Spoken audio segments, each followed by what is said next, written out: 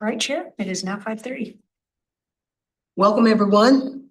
Our second time together this week, this month, but we're here. So I call to order the Monday, June 22nd meeting of the City of Lacey Equity Commission. I see no one in the audience that might wish to comment to us. So with that, I will call this meeting to order at 5:30. With the roll call, we can see that we have Commissioners Hart, Brown, Clay, Garza, Sauer. I don't see any indication of anyone online. With that, we have a quorum and can continue with our agenda. First item, second item, there being our land acknowledgement. Annie, would you please? We, the city of Lacey, are on the ancestral land of the tribal people of the Treaty of Medicine Creek, including the Nisqually Indian tribe and the Squaxin Island tribe. We acknowledge and remember those tribal people not recognized today who were absorbed and relocated into other tribes for survival. We recognize the ancestors and their descendants who are still here. We recognize and respect the tribal people of the Treaty of Medicine Creek as the traditional stewards of this land since time immemorial, and their role today in taking care of these lands in perpetuity.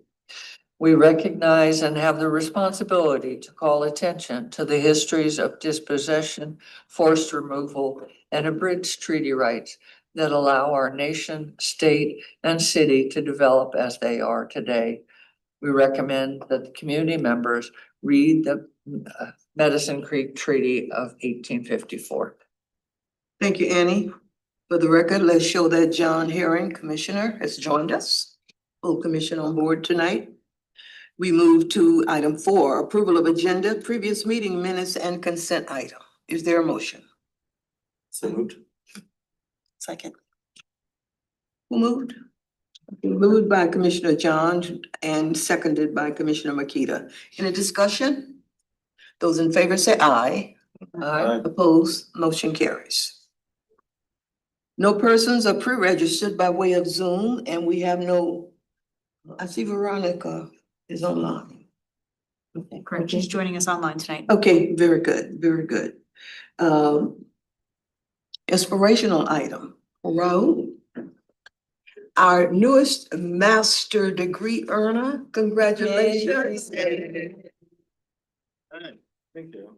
So I'm gonna borrow from that because our speaker for the hooding ceremony is part of getting your master's. I wrote a whole long 2-page, but I'm gonna highlight a specific part that kind of resonated with me and share it with you guys.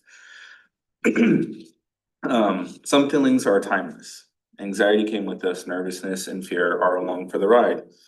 Exhaustion rented a room and never left, and hunger, literal and metaphorical, was with us from day one. We were hungry to prove ourselves, hungry to finish, and sometimes just hungry because classes ran long and we were out of instant noodles. The feelings of incongruent realities, you can be deeply unsure and still move forward. You can be angry at a system and still believe it can be improved. You can feel fear and pride in the same breath. In fact, that may be one of the clearest signs that you are doing some meaningful work. It matters enough to scare you a little. And I thought that was appropriate to share within the equity sphere and within kind of the stuff that we tackle and the climate around it as we continue navigating complex times. Who was the speaker? It was actually one of our cohort members, so that was a student speaker. She wrote down and had a back and front page worth, but I'm not gonna read all that. Thank you for that sharing. Is there a volunteer for next month? Sure, why not? John, thank you, John. Commissioner Jackson stared me down. Huh? We all looking at We're glad to see you in person, John. Yeah, it's good to be seen. Yeah, thank you. Item 7, business, professional development programs and employee survey. Shannon, you the lead off on that? I'll start us off and I'll quickly hand us over to a few other voices. Okay. But good evening, everyone. It's good to see you all. It is nice to see everybody in person. We do have a full house, which is just incredible. Happy to be with you all here tonight. We are here to talk about some of the professional program projects that we're working on here at the city and initiatives and give a overview on the employee survey. What I want to start off with highlighting is that this is all work that's being done now. And has been being done for the last couple of years, but it's all in alignment with the diversity, equity, inclusion, and belonging strategic plan that you all helped create and bring to the Lacey City Council for final approval. And I just want to highlight a couple of the strategies that are in the plan that are going to be things that we're going to be talking about through the conversation and discussion here tonight. So you all, I know, are very familiar that one of our goal areas in the plan was workforce and work environment. And within that, we had the strategy of continuing internal diversity, equity, inclusion, and belonging efforts, including the adoption and implementation of equity workforce, taking a look at transforming policies, systems, and practices that enhance cultural competency at all levels within the organization. And the next one is to continue to enhance efforts to attract, hire, and retain a workforce that reflects the greater community. And then also to continue to improve training, workforce development opportunities, and ensure that the workplace is welcoming for all. So what we're going to be going over tonight is going to touch on all three of those goals within that workforce and work environment goal area. It's also something that is tied to the 2026 work plan, which I'm very excited to announce the City Council did approve at their last meeting. And they really did thank you all for taking the time over the last two of your meetings to go through it and have some really good discussions on some of the topics that they talked about at their last work session with you all, but also some of the comments that came up with you as we went through the work plan again. But what I do want to highlight is that what's in the final work plan is in Q2 under program items, getting an update on leadership and mentorship opportunities, training, application processes review, and the employee survey update. And so we are here tonight to talk about all of those things in a presentation. And to kick us off is going to be our Human Resources Director and Leilani Sue. Hi, nice to see everybody. It's been almost a year, right? I think the last time we got together was in 2025 summertime. The Mission on Equity, time flies. Yeah. Well, thank you for having me. Also, it was kind of nice to go through and remind myself of all the things we've been working on. You know, like as a director, I am so up here at the umbrella level that I don't often get down into the weeds and recount all of the fun statistics that we've been kind of chugging along on. So this was a nice like reminder for me, like, wow, we've done a lot of stuff here since I've been here. It's great. So as Shannon mentioned, there's a couple of like topic things that I'm going to touch on that are just kind of a reflection of things that we're in-house working on. So to kick us off, reminding me about Clifton Strengths. So this is the tool we brought to you all to use as a team building tool, but here Rick has messaged this out as part of our strategic tool to use to help people communicate a little bit better, approach their work in different ways, and understand people. So it kind of feeds into that inclusion goal for our diversity work plan. So we've been continuing that work. We've rolled it out across the city since I met with you all. We hit our water resources division, all of our public works operation teams. They have like 107 positions down there. Our engineering division, joint animal services, CED, and then our senior leaders in the police department. So lots of people I've been running around meeting with, which has been great. We continue to offer this as an onboard for new staff. So when they start, they get an invite to do the assessment.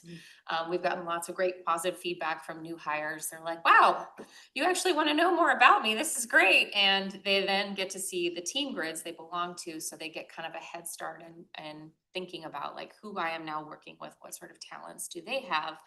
And approaching things from that talent lens, which is, I think, very helpful for relationship building from the start, also very helpful for thinking about like when people have a difference of communication, like why that might be. It may not be me personally, it might just be that we have very different approaches.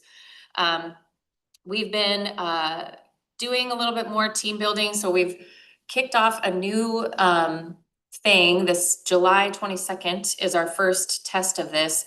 So new hires, they're hiring in different departments. Before we were just doing team building within teams, and now we're gonna conglomerate all of these new team members into a big team session. So new employees in CED or in the city manager's office or wherever get to come together and meet folks from different departments, which helps, especially when we have the shop down the road and we're here at City Hall and we have PD and 24-hour operations. So it's just another way to sort of help people understand like who else works at the city. It's not just my department.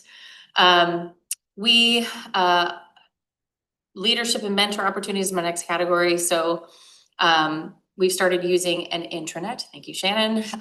So we've been putting out some of the things that we were just kind of organically offering to the different departments, directors, managers that we are happy to provide. So, you know, coaching, mentoring, developmental job assignments, that sort of thing. And now we're kind of formalizing it. So we've started to advertise some of that.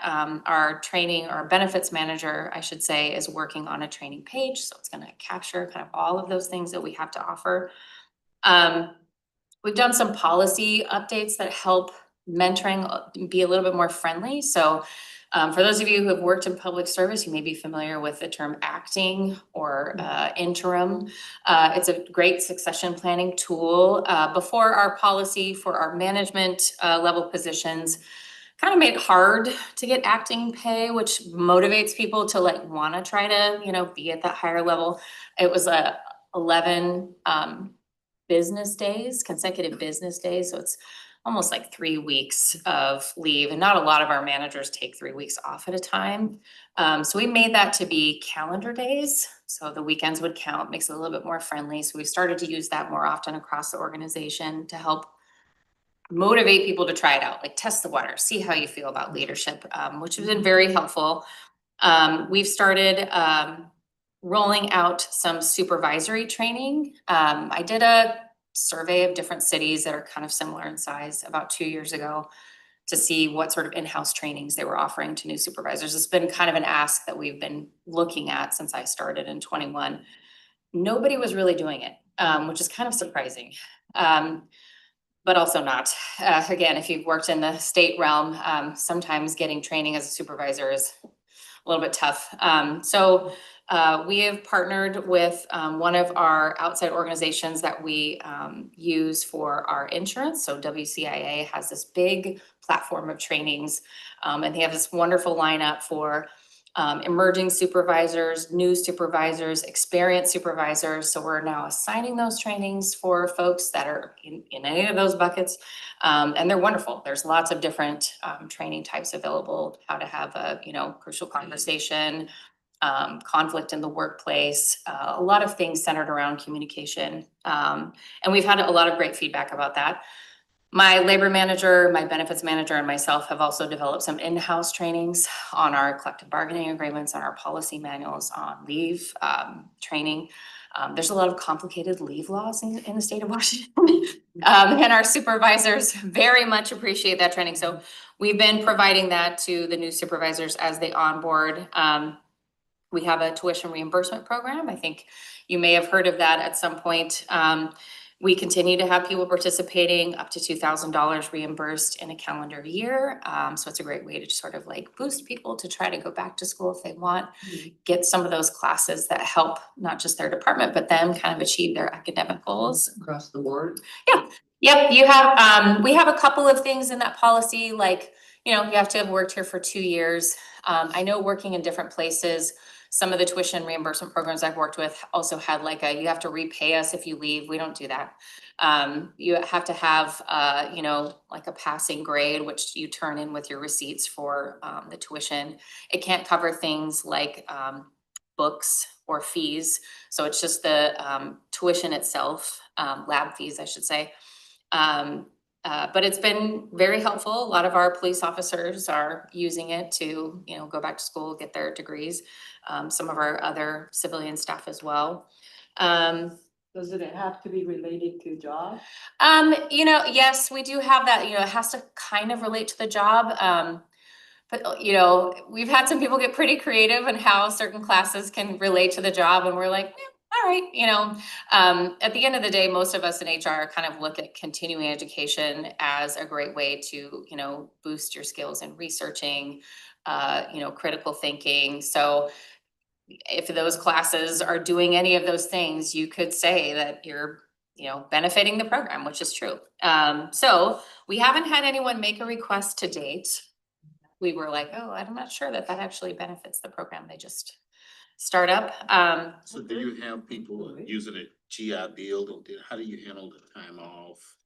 Oh. Continuing education. Yeah, well, if they were using the GI Bill, that would be outside the parameter. So our policy also says if it's being covered by, you know, if you have a grant or some sort of scholarship, we can't cover it. It has to be like truly a cost to you.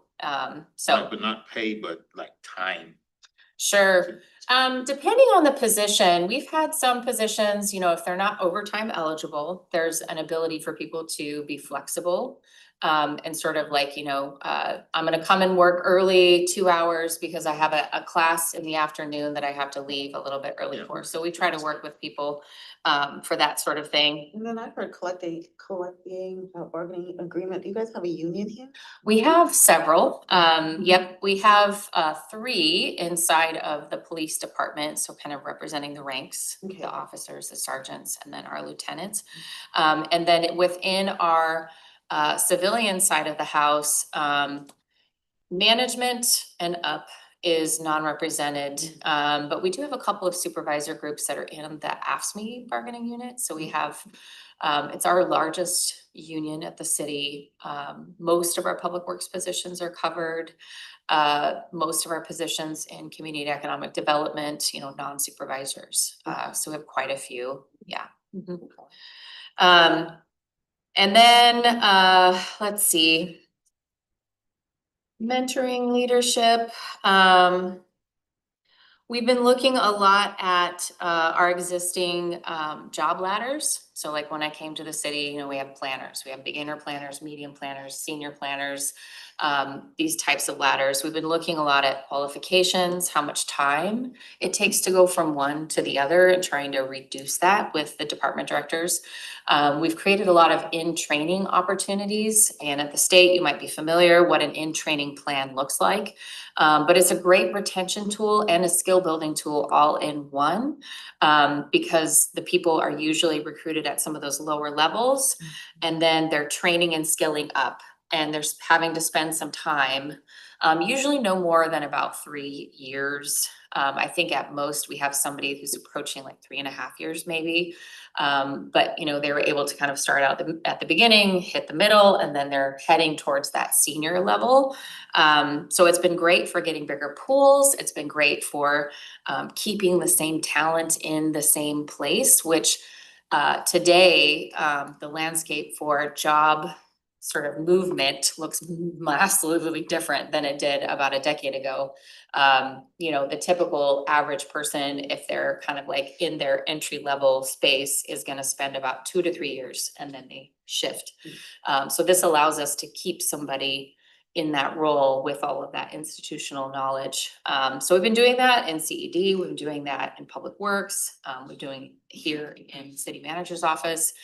It's been great, especially for, you know, folks that came into some entry level jobs. We do a lot of in-house promotions. So it's a good morale booster as well. And then moving on to our internships opportunities. We have a long history of using interns at the city, particularly in engineering. And we also use them in our museum section for Parks, Culture and Recreation and the city manager's office. In 2024, we had some very interesting wage shifts happening, minimum wage, a lot of like kind of wage wars at those entry level positions. So we were looking at like a kind of a holistic view of internship jobs, what we require, what's the qualification. Historically, it was like, you know, within, you know, you're within that freshman to sophomore year, you're enrolled in school, typical what you think of intern. But then we were College. at college, yeah. And then we thought, you know, there's people who are in graduate school, there's people who don't go to school in those higher level educations, but they're very interested in learning and skill building in different spaces within the workforce. So we expanded the qualifications to be, you could have a high school diploma and have some background in that particular area to be an intern. You could have graduated from a master's program and be within 1 year of graduation and still be deemed an intern. So we've expanded who can participate in those programs. We've also increased the wage. It was before, it was kind of low. So it's now, beginning step is at $19 and the top step is at $24, which is a little bit more than most of our comparables in the area for similar internships. We've done some interesting partnering with our military folks. We have a veterans local government fellowship program that's facilitated by ICMA. And we've had one fellow placed in CED in 2023. Gordon was his name. He's since become, I think, some kind of planner for either City of Olympia or some other local agency. And now we have John Cates, who is working in Parks, Culture, Recreation with Jen Burbidge, and assisting with projects and events for a couple of weeks. It's paid for by the military, so they're kind of operating like a intern volunteer slash type of position. But it's cool because you get a very experienced person. It's financially feasible for us. You know, we're kind of like trying to be very creative with labor. And we get to see if they're a great fit. So they get to sort of network and, you know, work with us. And so far, John's doing great. I just checked in with Jen. We have several VA work students working in our Vets Hub with Brian. That program was in existence when he started, but I understand he's been revamping and sort of making it a little bit more friendly to get more folks in the door. And our HR department has been partnering with the VOICE program. If you guys aren't familiar, it's the Vocational Opportunities for Independent Community Employment. So this program is for students who were in some sort of qualifying program in high school, usually had some sort of like IEP designation. So they're skill building. You might call it supported employment. So we've had 2 students placed with us in HR since 2023. We had Alex at first, and he would come once a week, figuring out the transit, figuring out, you know, different tasks that he could do. And then starting in 2024, we had Kaylana. She was wanting to get a lot more skills in office administration, and she just left us to be an intern at the City of Olympia. So she got 2 years of experience with us and then was able to get on board with a paid internship with Olympia. So we all brought in candy and cards and stuff. Oh, we're gonna miss you.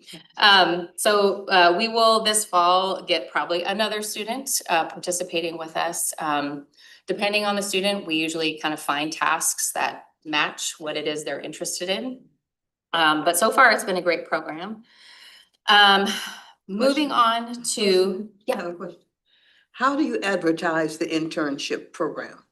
for the paid internships, so not the VOICE or the Yeah, the military. paid intern. We use our city platform, so the same platform we use for any of our jobs. So out on the city website, and it would be posted on the usual channels, social media, you know, I think we have Instagram, we have LinkedIn. It's posted just like, you know, my job would be or anybody's. But no particular community outreach where you're trying to diversify that applicant pool? We have a whole list of places that we post jobs, us in HR. So we typically will work with the department, making sure like if they have some specific, you know, places that they want to outreach to, we get those, but we have a list. Some of them are, you know, poster boards at the military. Some of them are local colleges. I think Handshake is a platform that's very commonly used for community colleges and stuff that we use. So we have quite a few.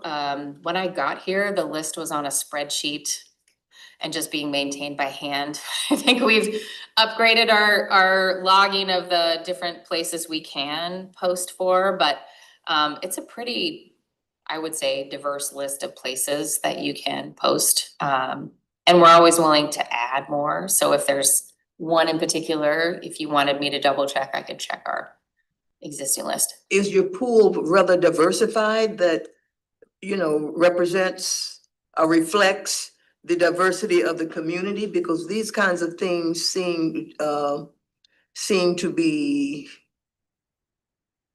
not unheard, but I've not seen anything over the years that says, internship opportunities in City of Lacey. So I'm concerned about the applicant pool that all these efforts generate. Yeah. So that a diverse range of citizens can access these various programs that you define. And as we were going through our work plan and our discussions, those were our interests. Yeah. How can we through policy or practices or whatever the case might be, have more of this diverse community represented in those various programs? I'm just one person though. I've not seen any, but maybe some of the rest of you have seen advertisements or outreaches for when these positions are open and people can apply for them.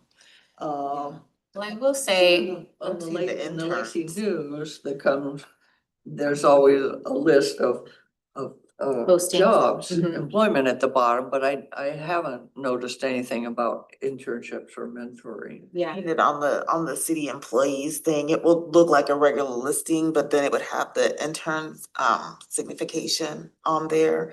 And so if you click on that and read through it, would do that. But I'm looking at, have you ever partnered with Pacific Mountain Workforce and Development Council to post an internship as well? We've done several. I've personally attended at least 2 outreach events at Pac Mountain here down by Tumwater Olympia area. So yes, we do. I would say the majority, like, if you're thinking about qualified interns, those folks with the high school diploma with that interest in an area. So it wouldn't be age dependent, most people that are graduating from the colleges or in college currently are using LinkedIn. LinkedIn is a platform that's very popular, right, for jobs. So the majority of our hits come from LinkedIn. Same thing with Instagram. The Instagram posts are also quite popular. My younger staff are trying to convince me we need a TikTok channel, because TikTok is a little bit more popular now than Instagram. So we're attempting to make sure that we're using the most popular platforms. But again, like I said, we have several lists that we kind of go through and post. Some of them look like bulletin boards, some of them, Pac Mountain, yes, we do. But if there's like a platform that you're after, like in particular, happy to, again, go look. It's a laundry list, so I'd have to go compare. I don't have them memorized. Is it, I guess my question, not my concern or my question, given all those platforms, all those efforts, are they generating the diversity in the applicant pool that gives citizens in the community, and not everybody on all those platforms. I was visiting with several fresh college graduates out there at Juneteenth on Saturday, and they looking for jobs. And do you know of any internships? Do you know of any opportunities now that I'm done with college? So are those efforts resulting in a more diversified pool to say that you're reaching the population that wouldn't ordinarily know about these internships? I guess that's my question. Did you want to say something? Yeah, I was just gonna chime in, and I think it's a really good question, and I think, going back to our 2024 report, which was done as part of the Diversity, Equity, Inclusion, Belonging Strategic Plan, we did take a look at some of the demographics for employment, and what that showed was we were fairly representative of the community. And I think that's something we can continue to take a look at, and it's gonna be part of the 2025 report that we wanna come back here shortly to give you an update on. So I think the question is a good one, Dr. Jackson, and I think maybe in the future, we'll have a little bit better information to provide you on the specificity of the question. But what I will just highlight, in addition to kind of the organizations that Human Resources is working with, I know Commissioner Clay, you just mentioned the Lacey Weekly, and I do just want to draw everybody's attention to this. If you haven't subscribed, you don't need to be part of a social media, so you don't need to be on Facebook, you don't need to be on Instagram. It's free. You can subscribe to this and it'll go directly to your email inbox. And in it, it'll include all of the new job listings, which are all available on our website. And I think the other thing to keep in mind too with the internships is we have done a really great job, Human Resources, the other departments, of, enhancing our internship programs, but there's still a relatively few number of internships comparative to much, much larger organizations. Available, yeah, Right, correct. right. And so I think keeping that in mind of, hey, I never see an internship, being advertised, we'll just recognize that, comparative to other jobs that we are going to be, looking for, it's gonna be far less frequent. And oftentimes, like Leilani mentioned, an intern could work, several internships with the city just based on qualifications of being within school. So I think keep those things in mind, but we can get some more granular data to the question you asked, Dr. Jackson. Well, The then, intention and the impact. well, I have a request then. Is it possible to add Commission on Equity as one of the uh commissions or organizations that you send, that the posts go to? So you have it in a lot of places. Subscribe to newsletters. No, I'm saying when you do postings and you post to LinkedIn and all these other places, you have other organizations. Maybe we add the president of the commission. So then if the president gets an intern opportunity, a job opportunity, whatever, then let's share it with the rest of us. So we'll all be aware. We will sign you all up for the Lacey Weekly because there is some really incredible information in there in addition to the job postings. What I'm interested in, if I get the posting, am I able to share it with other young people? Yeah. Absolutely. That's what I want to be able to do. It's probably a hyperlink, right? Just. Absolutely. Yeah. Yeah. So we can make sure you all are signed I up for think we that. can get more spread in the communities that we work in and organizations we work with. That would be good. Yeah, it's just like maybe once or twice a year versus weekly newsletter. I mean. Unfortunately, there are 52 newsletters because it is every week, but you will get the latest and greatest from the city of Lacey, so. Yeah, because kids just graduated and I'm gonna be hiring a summer interns. He just got his master's from Purdue. And he's gonna work for us over the summer while he's doing his job search. So he's gonna be doing, work with us unpaid while he's doing his job search. So things like that. He would be someone I would share that type of information with on opportunities. Yeah. Internships are such great entryways to the bigger employment picture. And that's why I'm concerned about making sure that that pool is yielding the diversity in the applicants, it's not that many, but however many there are, that applicant pool and all of these outreach efforts, are resulting in that. So that was what I was interested in. No, I would think that school also have this type of information, they'll give it out to their students too. Yeah, but in my recruiting days, the kids don't go to the career center. The ones that really need to, they don't spend the time in the career center because, a lot of my time was, working with the career centers at the various universities. And especially minority students would not spend the time there. There was just. So then was an where issue are with they that. searching then? Because if they're not going to the school where they're getting their education to find those job searches, where are they going? Yeah, I mean, at some point you have to help yourself. Right, and that's the challenge. They wait till, they don't do anything, then they graduate, nothing. It's an emergency Yeah, versus spending your junior, senior year working through the career center, looking for opportunities, looking for internships and things along those lines. They don't do it strategically, and that's one of the things with the various counselors and people in the work the career center. They would try to educate students to do that. yeah. You know, so it doesn't happen automatically. So you have to be a push. You know, they're not all pushing themselves. We have to push them. Yeah. And so all the mediums, all those things we handshake and all those other LinkedIn and all that stuff, that's all the primary stuff. That's what the first place they go, that's what they should be doing. You know, but then there are others, you know, if you've had an internship, you have a whole different network you can follow to look for opportunities. So that's the education piece, you know. Here are the platforms, everybody's on that platform and all, but who do you know? Who have you worked with, who you talk to in the community, have you built relationships with? That's the piece that's missing. That's true, but yeah, I mean, you're going through the whole schooling process, you're learning how to do research and all of that stuff too. We need to know so that we know where to focus at as well. Cause it can't always be word of mouth, and if it is word of mouth, who all are they missing that does not have that connection, you know? So that.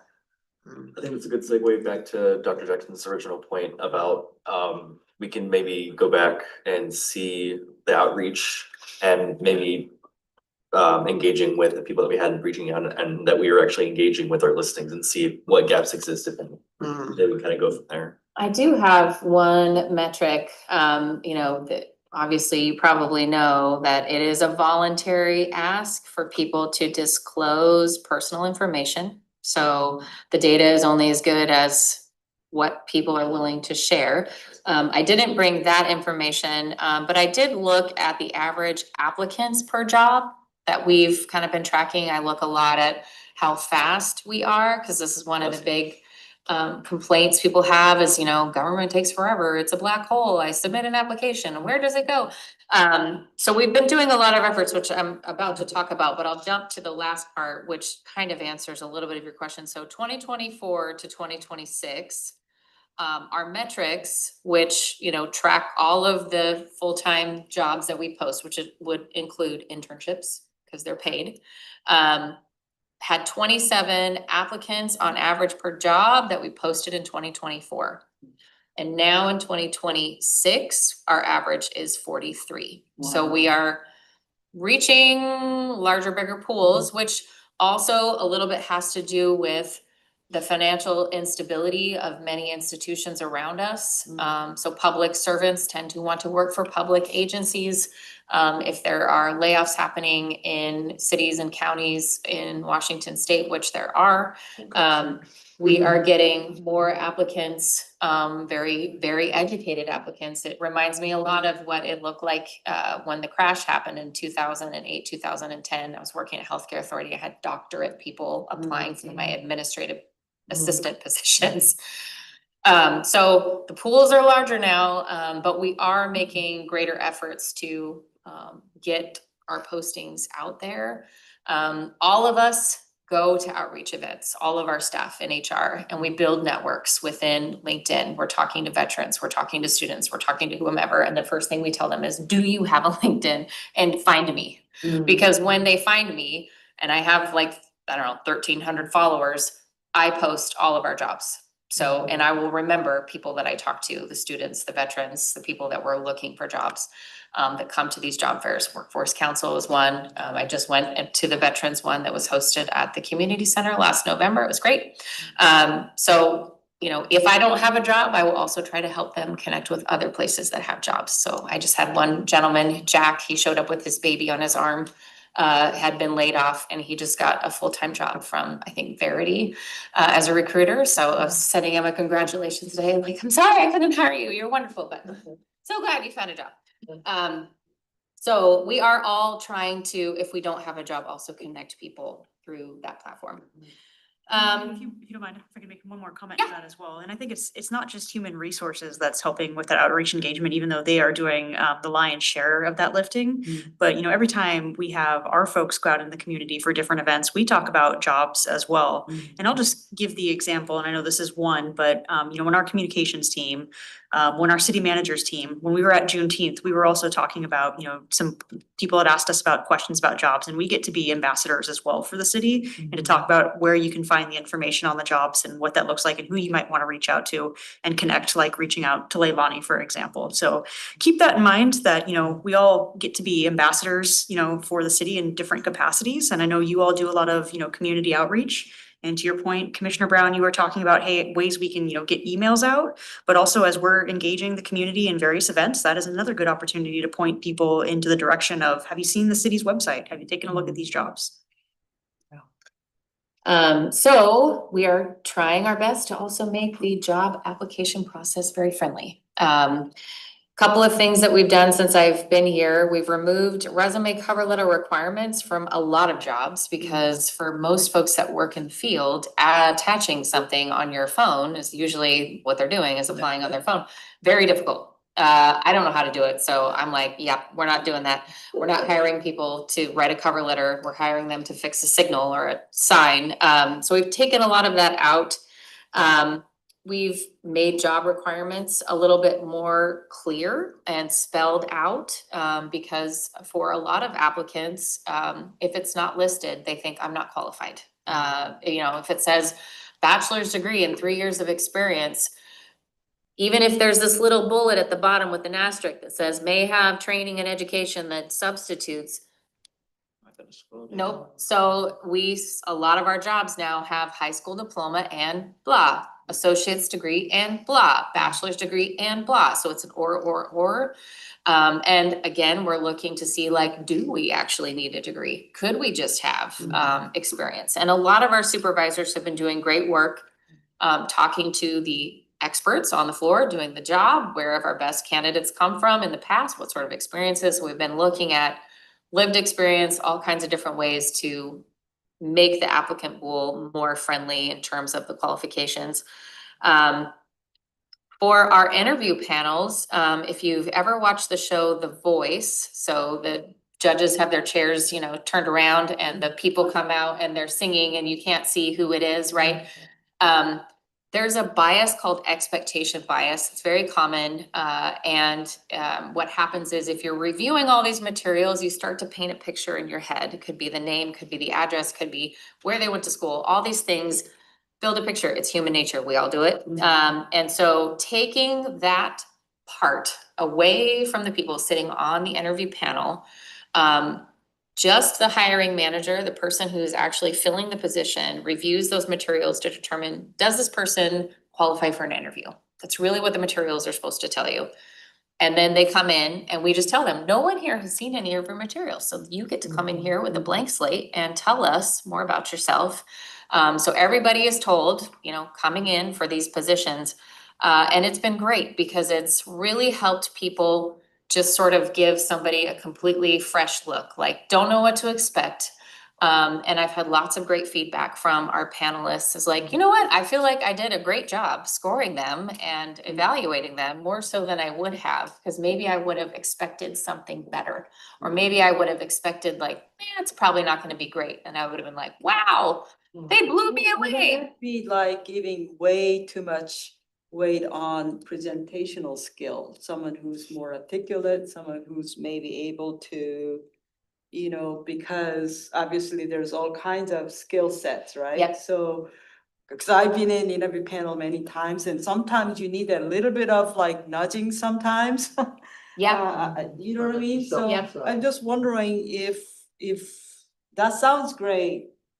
And yet I'm just wondering, what about those who have that like, lacking skill? Yep. in that You can't really be on all presentation. Sure.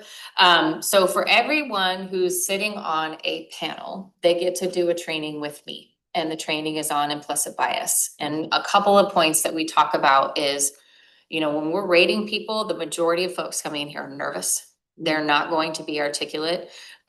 Most people though, when they know something, like I know a lot about recruiting, even if I'm nervous, if you're asking me some technical questions, usually you can tell when someone knows what they're talking about. And so we're very clear. Nervousness, being suave or whatever, None of that matters. All that matters is, were they able to provide you with some information that helps you evaluate whether they could answer the question in an average way, above average way, less than average way? The scoring really does help make people think hard about how they want to rate, because it's kind of like putting your money where your mouth is. And we've, been working with the scoring tool for 3 years now. It's really helped more objectivity across the board. But yes, we do address that. We talk about that, particularly for highly technical positions. A lot of people who are really smart at, very technical spots. I don't see as many folks coming in with like the very like articulate communication, right? And so we also have skill assessments that go along with those things. So maybe the interview wasn't great, but you now have a chance to do a skill assessment, reviewing designs or whatever, if it's an engineering type position. So we've kind of worked with the hiring managers in those areas where that's very typical and it's a challenge. For certain positions though, if it is like a communication specialist, if you're not able to create a presentation or communicate, yes. So it's also position dependent, right? What are we actually looking for?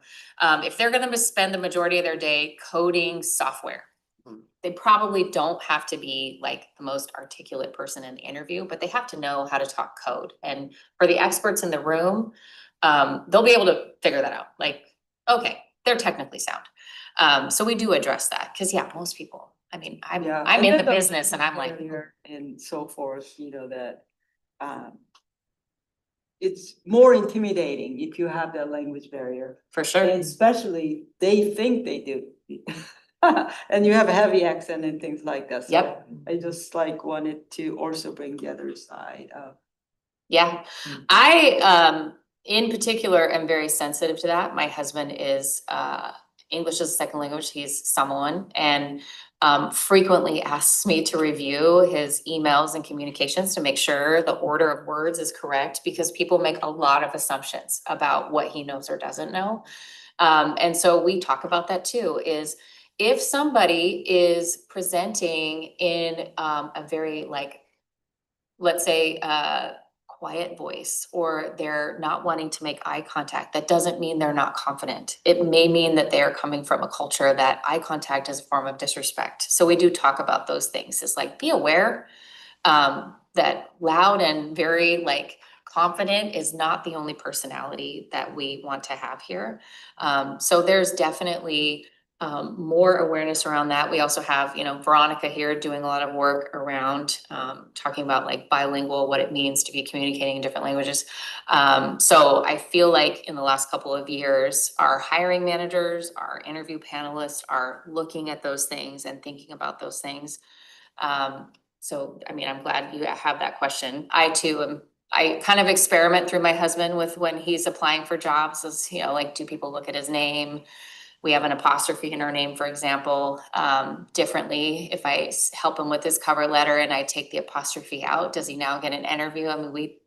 We kind of play with those things to see what happens. And I've been a little shocked, but also not surprised at some of the results.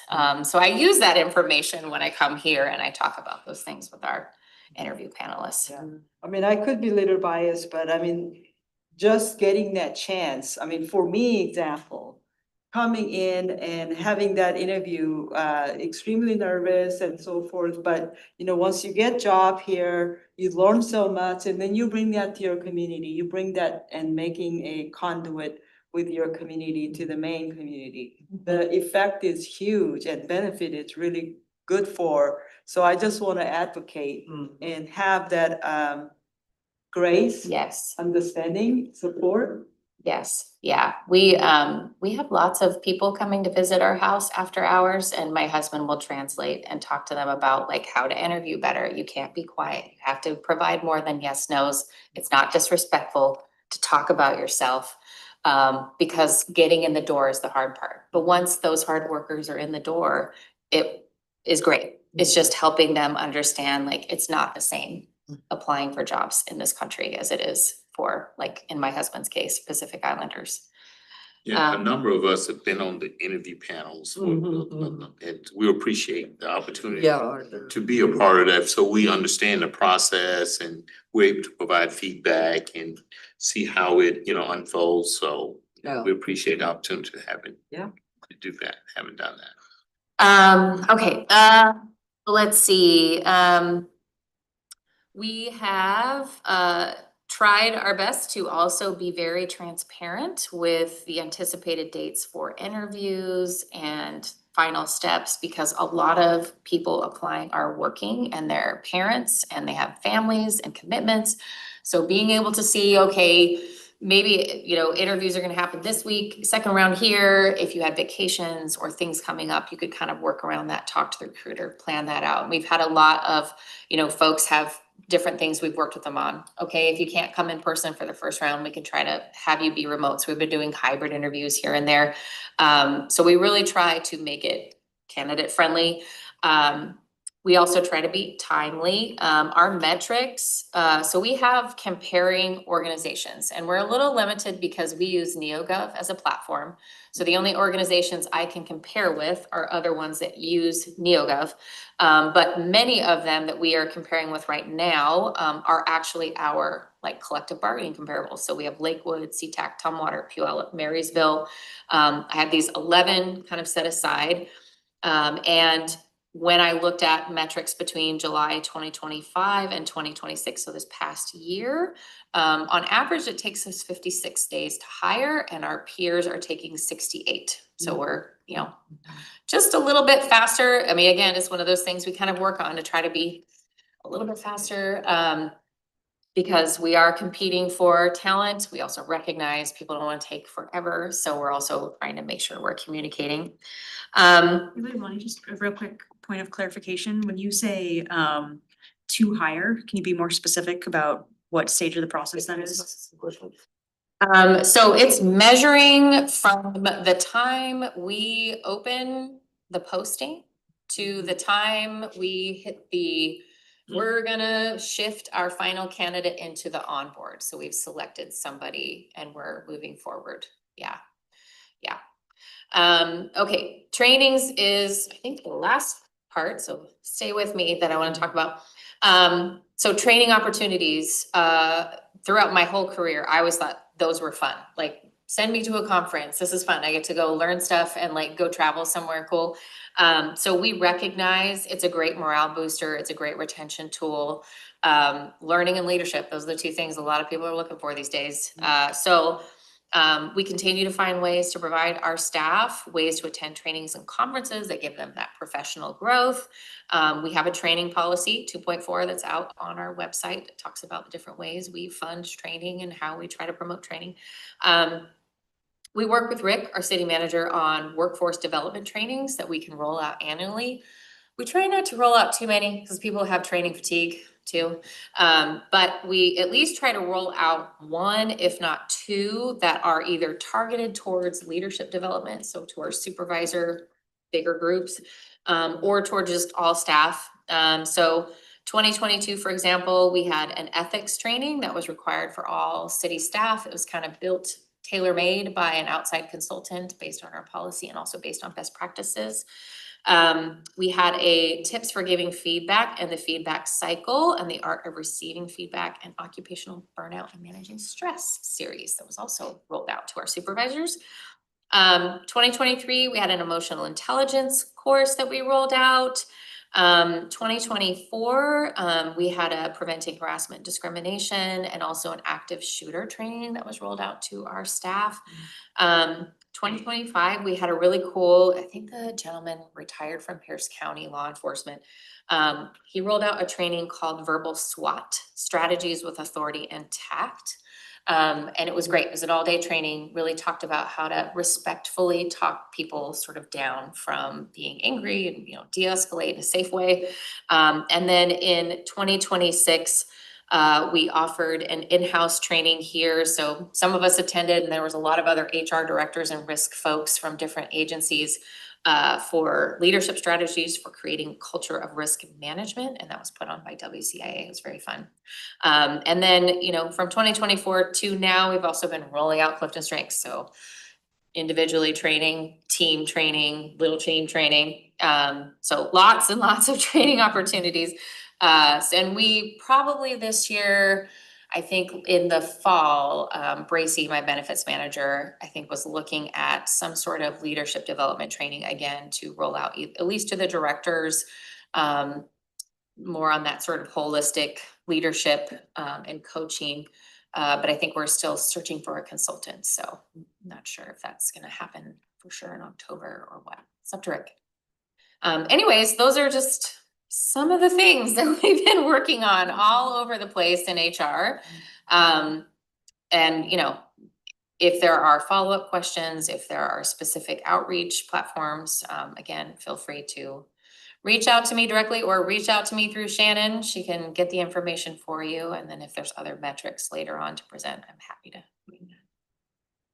So over the next couple of days, if you think of groups that may be a benefit to reach out to, please just send me an email and I'll make sure it gets to Leilani and they can add it to their kind of list serve for who they're reaching out to. I'll sign you all up for the Lacey Weekly as well, so that way you can continue to get updates on job opportunities that are coming. And we'll look at getting for our future engagements a QR code that people can scan that take folks directly to our employment page too. So that way it's another way to continue to do outreach in the community. And then in the next couple of months, we'll take a look at the report for 2025. Like I mentioned, I know the team is working on it right now. I know Veronica's working with Leilani on updating it. And so through that process, we'll be able to take a look at some of that data and take a just kind of overview of what we're seeing, but again, being mindful of what was mentioned by Leilani earlier about how it's optional to provide demographic information, and also that it's a very, very small pool. So I think when you're talking about data, those two things really need to be considered. How many employees does the city have? FTEs were at like 345. I think we're maybe filled to like 92 to 95%, give or take, depending on the week. So operating at like 310-ish. But that doesn't count the support we provide for joint animal services. So if I added those folks in, it would be more like 360 something. Yeah, we have a lot of people. So I had two questions. You said the number of applicants have gone up to like 30 to 40. Is that like vetted applicants that are actually gonna go through the pipeline, or is that after you've screened 200 applicants? I think that is the applicants as the closing date. So if we close it and we pull the applicants, then we're now screening for, whether they get an interview or whatever. It's just the pool itself.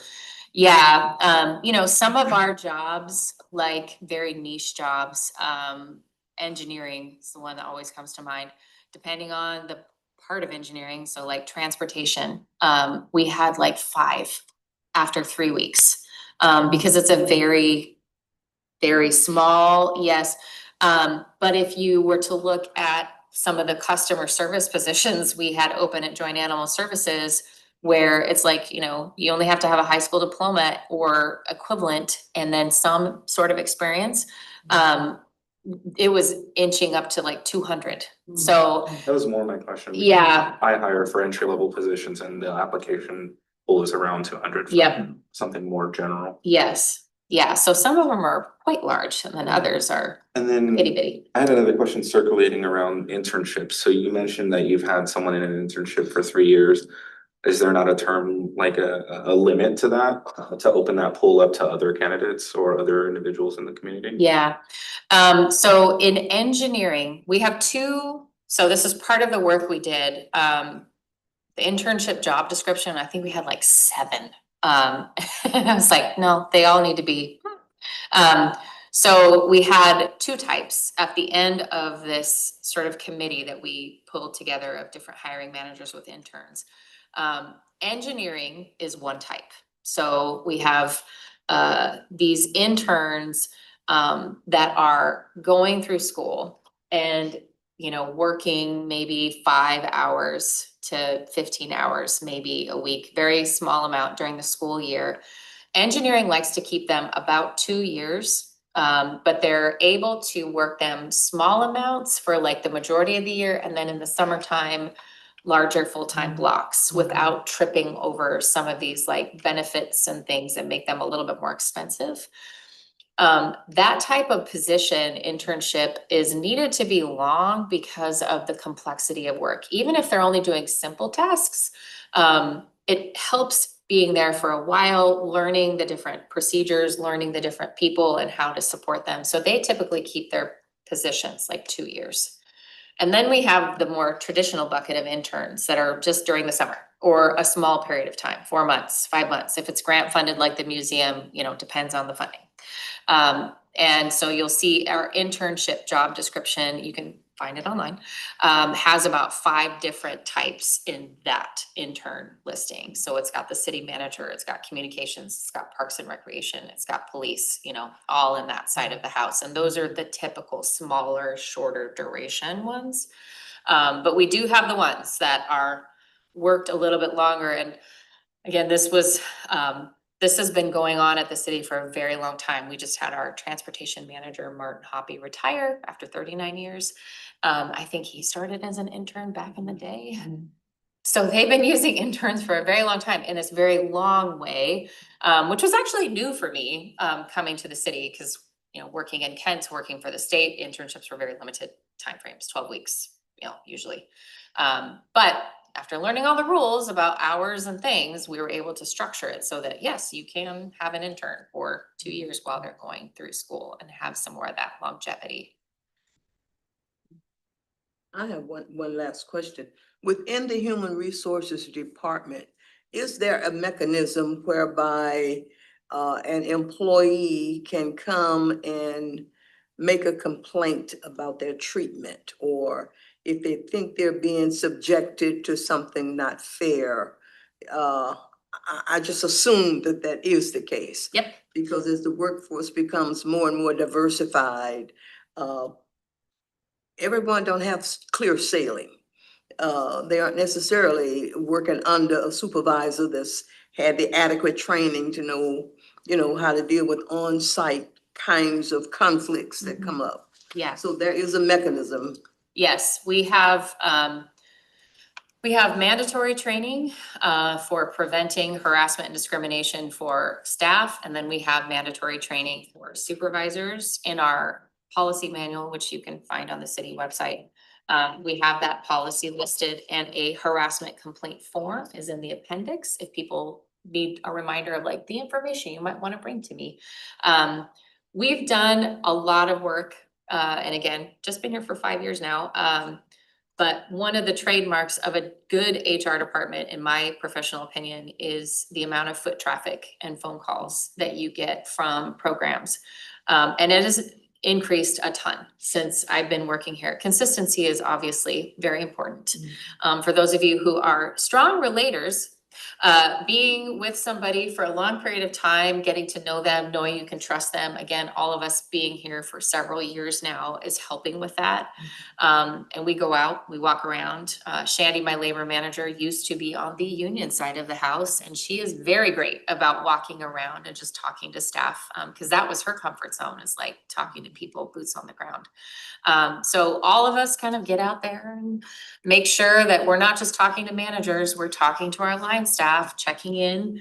And we get a fair amount of, you know, people bringing concerns, talking about concerns, very proactively, I will say, compared to a lot of agencies I've worked for. Lacey is a great place to work, but definitely have those channels open and available, and the trainings are required. Great, thank you. Veronica, oh, she's still there. Still here? Are there any other questions for Leilani? I do have to go pick up some children from a playground. My husband's playing in the Samoan Cricket League, and they are off on the playground sweltering away. Joining us.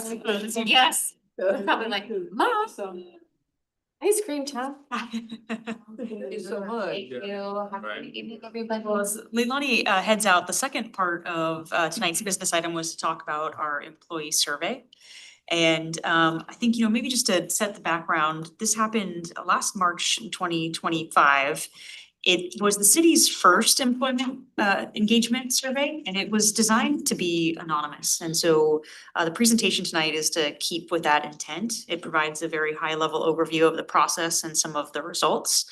But again, we want to continue to do this and we want people to continue to be active in this. And so we're looking forward to having a discussion today. Also want to highlight that this is one of the things that was identified in the Diversity, Equity, Inclusion, and Belonging Strategic Plan as something to do on a regular basis. And so this was our very first one, and we are hoping every 2 years to be able to hold an employee engagement survey moving forward. For it being our very first one, I think something that's really exciting is we had a fairly high participation. We had about 63% of our staff respond, so we had 216 responses. And Leilani was talking about us having around 350 employees. At that time, it was around 340. So again, hitting a pretty high threshold. We also, so I know Veronica Hand was instrumental in, overseeing the process of getting out the survey, also in bringing on a consultant. So we did bring on a external third-party consultant to help us analyze the results, help build a staff accessible dashboard so that you can see kind of just the general feeling across the organization. And then also to help support leadership and planning actions based on the findings. And since we have done this survey, we have been working, on different implementations of different types of, processes and initiatives that I want to talk about a little bit later in the presentation.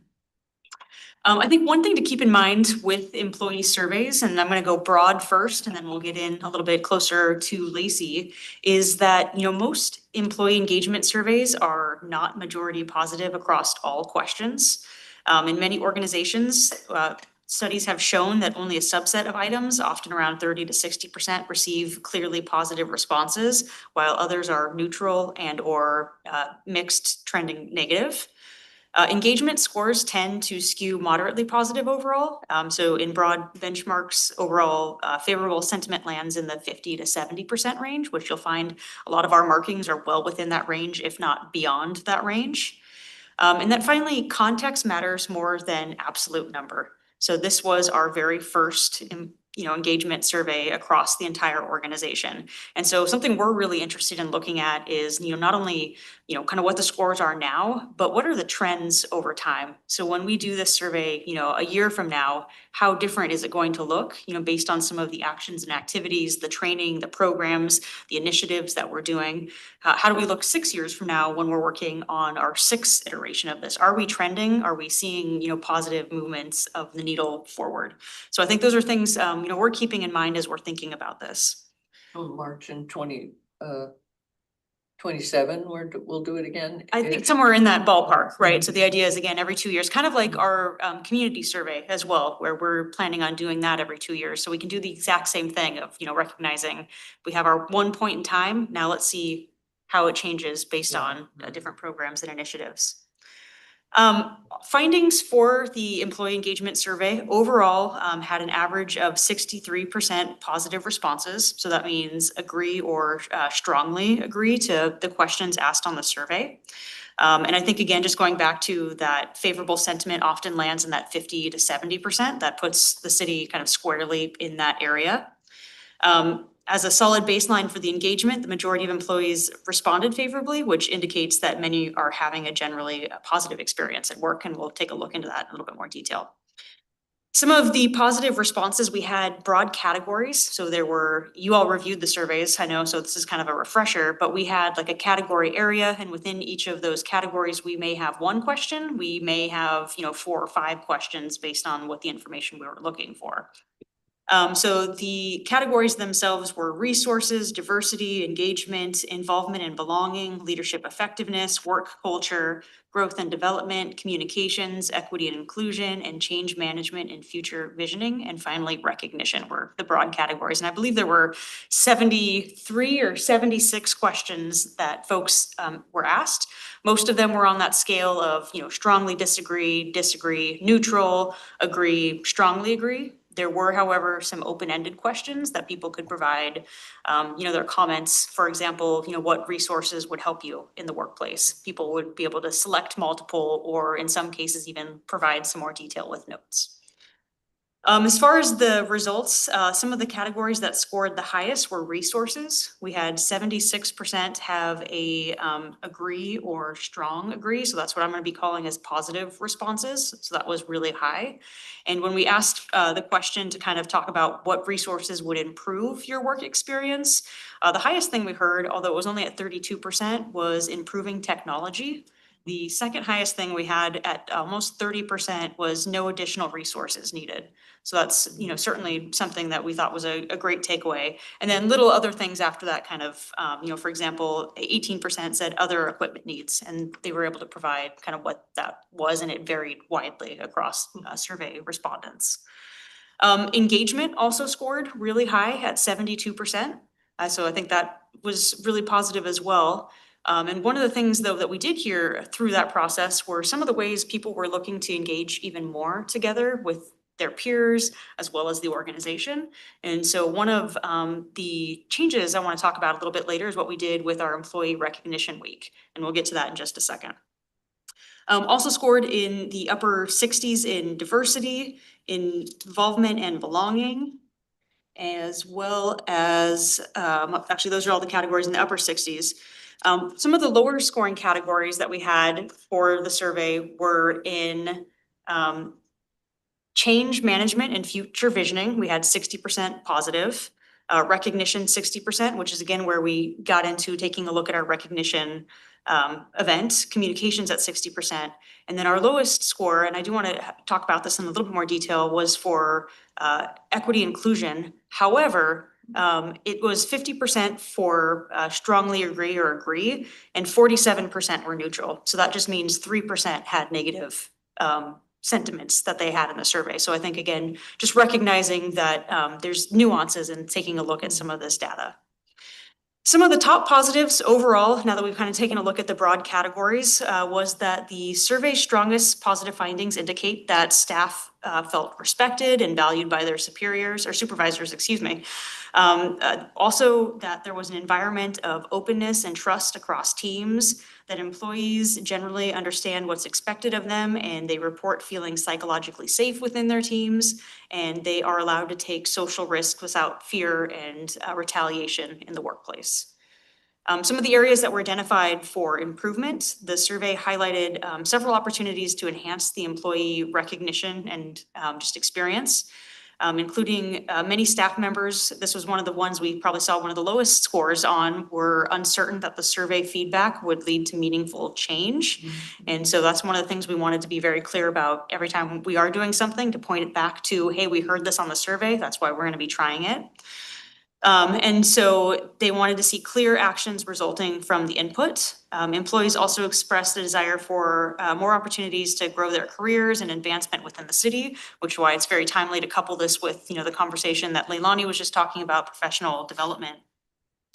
Additionally, respondents indicated that they would appreciate more communication from leadership, including departmental leadership, especially on changes. That's not surprising, again, based on what we heard about change management and future vision, as well as just having greater support and transparency through change processes. So there was a lot of sentiments about just changing. So in follow-up with all of that information, like I mentioned, it's not something that they can just be, rolled out overnight. We are making, changes through different programs and different initiatives. The city is working on a organization-wide strategy with the survey results. I know Veronica and the city manager have met with all of the department directors and some of the senior leadership to talk about the results and talk about kind of next steps within various groups. We've also looked at how we can strengthen our communication and professional development, like we just went over.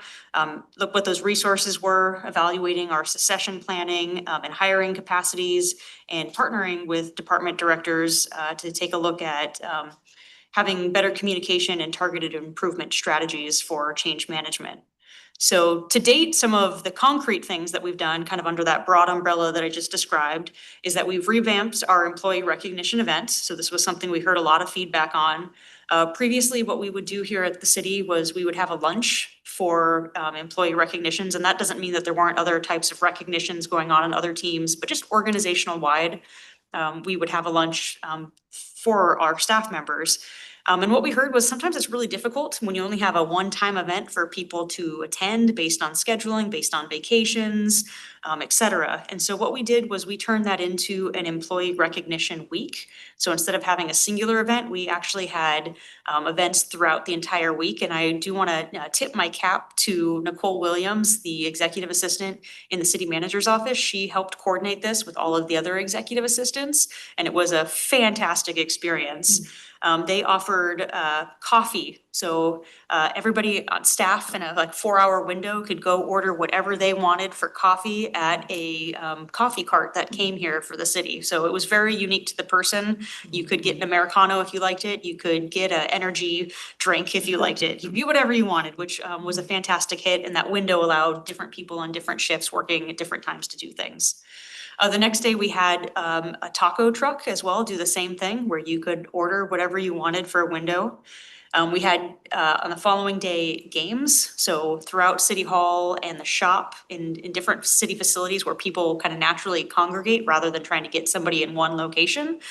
We set up a variety of games where you could play against your peers or other staff members, and I will just say at Whack-A-Mole, I am terrible, so you don't want me on your Whack-A-Mole team. Our city clerk, on the other hand, is an excellent Whack-A-Mole player.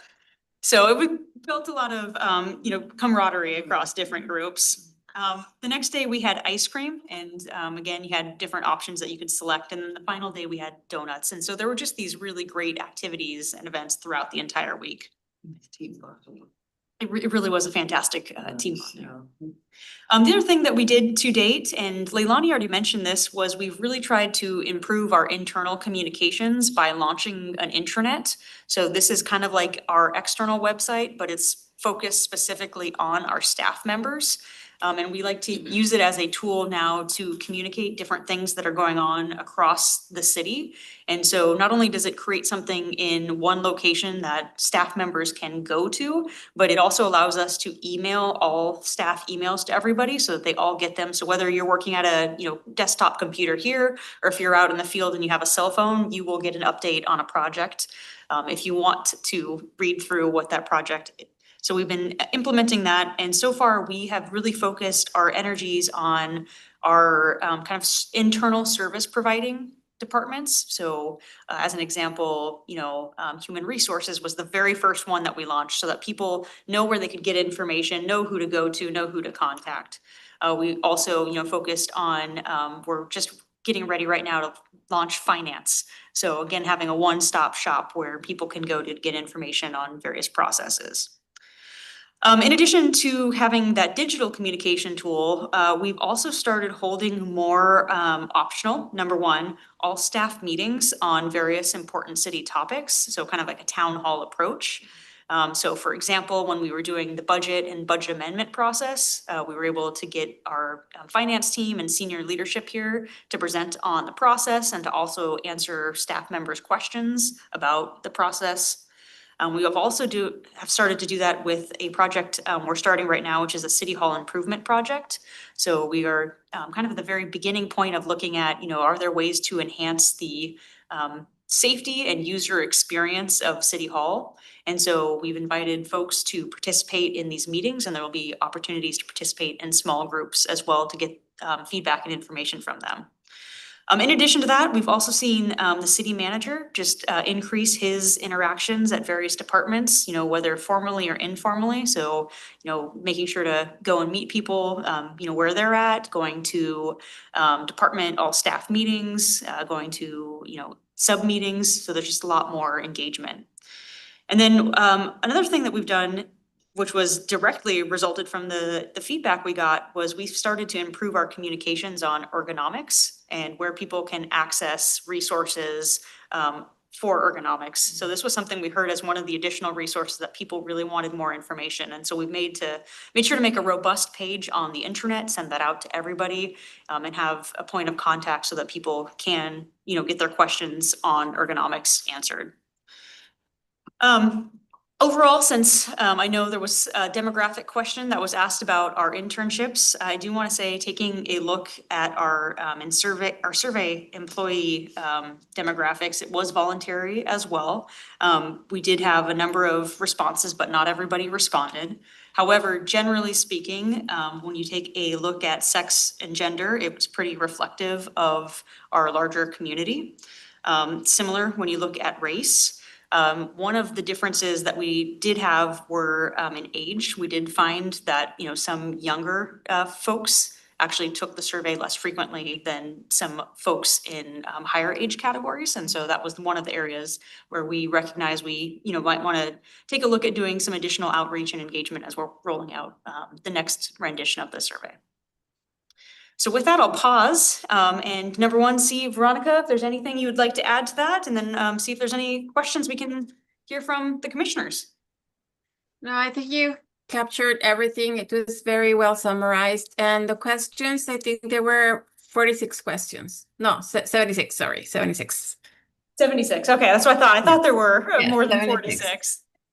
And one of the open-ended, so the open-ended questions were at the end, and one of them was like, is there anything you want to share besides for different to what we have already asked? So those were the two open-ended questions. Is anything else that you would like to add? And I can't remember exactly what was the other one, but not all the staff answered those questions. Some of them did, and some of them were also mentioning a few gaps and opportunities, but nothing really serious. But Rick has been, like Shannon mentioned, we did have one-on-one meetings with each director, and then with some other teams, especially with some managers.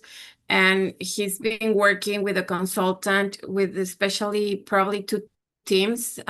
But it was a very good response, 63% on a first time survey. It's a very good participation. So the participation was, I've shared this with other people and they're impressed with that percentage. And overall, the responses were very positive in general. Nothing is perfect, of course, but Rick has been taking it very seriously and working with the different departments on improving some of the gaps.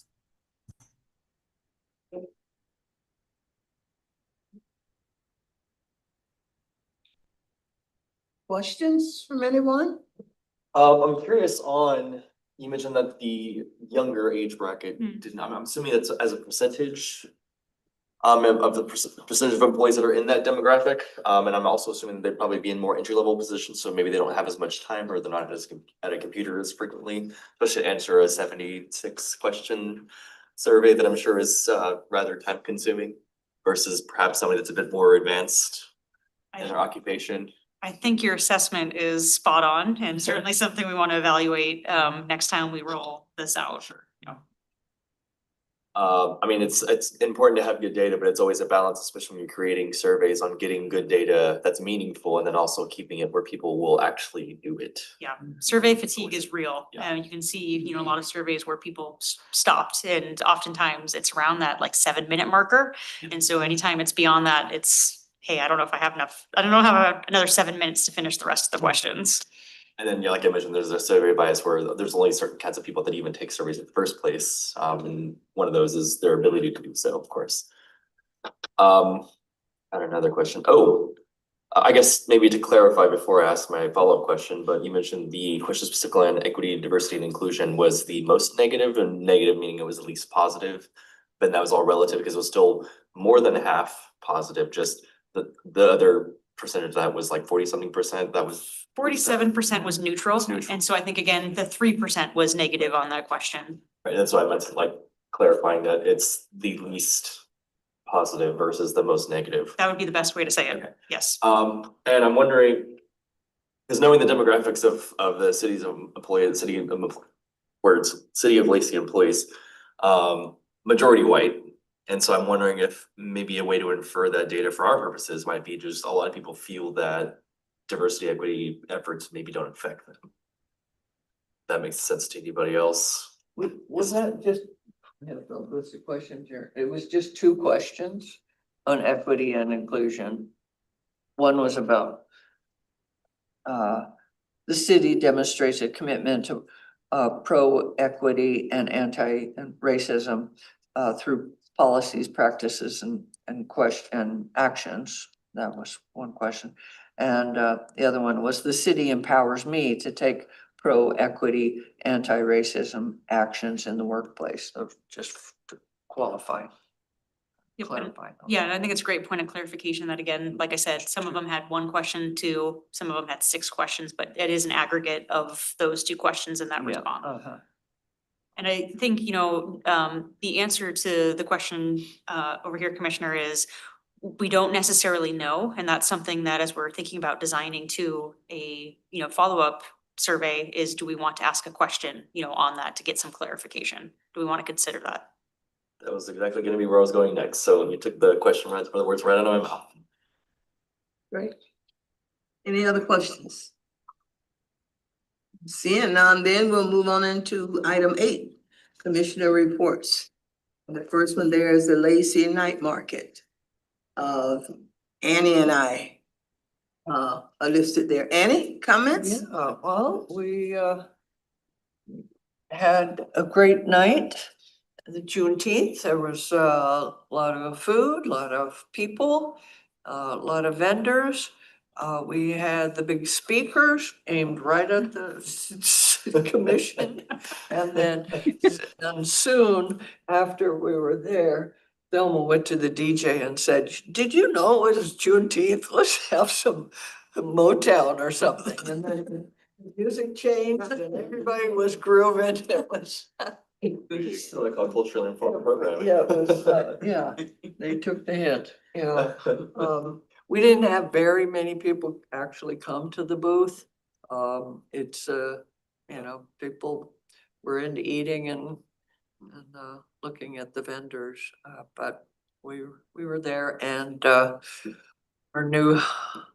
some fairly new person. Communication City. specialist, Alma Perez. Yes, Alma was Yes. there. Mhm. It was very well attended. Some people that did drift by said they spent 20-25 minutes circling around trying to find parking. Yeah. It was, it just kind of blocks out that end of Lacey. Quite a collection of kids and dogs and, everybody just had a great time. It was great weather that night. And I think the idea of a different theme for the different night markets is gonna work out really well. Although everybody is out there, I mean, but like Annie said, I wanna give a kudo for your contractor. There's a contracting group that actually orchestrates this whole thing. And they were just there with their crew helping you unload tents and set up and find your space and your booth. I know when the NAACP arrived, they didn't know where to go. And they were just right there. What's your name? What's your group? You're over here at spot number 21. Here, let us unload that. So it was just very, very helpful. And as Annie said, all this music just blasting, I didn't recognize anything. And so just went up to the contracting people. I said, are you all aware that the theme for tonight is Juneteenth? Maybe a little soul music, maybe a little R&B. And like Annie said, it just flipped. And I mean, it was, that's all we heard the rest of the night. But people were everywhere. And I think the vendors were all doing a really good business. Yeah. With the food they were selling. So A I don't lot of wanna- foods and Go ahead. I didn't know. a lot of interesting foods. It was an ethnic corporaconia of anything you wanted to eat. That ethnic food was out there. Interesting looking stuff. But Lacey is onto something with this night market. And, when you think of what is it, Polynesian theme and K-pop. Latina and yeah. But my goodness, people were from all over the place. So if you're planning to go to future night markets, you better get there in plenty of time because I mean, all the retail of places and their parking lots, I mean, everything. All the way down to Lacey Post Office. You couldn't find anywhere to park, which was a very good thing, Yeah. very good thing. Yeah, I kept hearing good things about Jason. Jason, right? Yes, yep, Jason was way. Jason and his team, that they are so helpful. Someone that I know that she's by herself and she says she's able to do this because of their help. Otherwise, she couldn't have. I mean, I just hear lots and lots of positive things about him, that he's doing really well. The help that he's giving out to folks. But their team is all over the place with walkie-talkies Yeah. and communication with one another. They did a great job. A team looked like about 6 or 7 people. And they're a community event organizing crew. I forget what they call themselves, but Yeah. boy, do they make it happen. Yeah. Veronica's got her hand up. Veronica? Yeah, I just wanted to share that I also noticed in comparison to last year that there was way more people. Like I can see how it's been growing in terms of visitors and in terms of vendors, both. I also noticed it was a lot of diversity. That was super, super nice to see. There was a lot of diversity. And even though it was a hot day and some of the vendors were saying, especially the ones that had the sun like hitting them on the front early in the afternoon, that they were very happy to be there. So I'm very happy to see how much is growing and how successful it's becoming. The only challenge really is, and we've talked about this, Shannon, the parking lot. I do get a lot of complaints regarding the challenge, how challenging the parking lot was. And there were some of the parking lots that were already full and there was nobody there to direct the traffic and let the cars know that they shouldn't go in there because there's no space. Like having somebody directing traffic would be helpful. So I do know our community and economic development team has been working with Sway on trying to figure out what is the best way to, move traffic and find parking. And they did put out a couple of places this last market of where you may be able to find parking and identify that and put it on social media. But I think like was mentioned, it has been very, very, very, very popular and it's seeing a lot of people and increased growth. And so we're gonna continue to evaluate what those options are. It's a good problem. Yeah, and I've been there Yeah. on both sides of the spectrum as a vendor his first year. And I've only gotten a chance to go once this year. I went for the Veterans Day, one last month. And I mean, seeing all the people and we went early. And so we saw it where it was just kind of going slow, but very quickly it got busy and just seeing all the people, animals. I brought my dog and my dog is not a little dog and he just nobody was scared. He's a pit bull. And everywhere he goes, he's like competing for Andy's spot here on the Mayor's Council.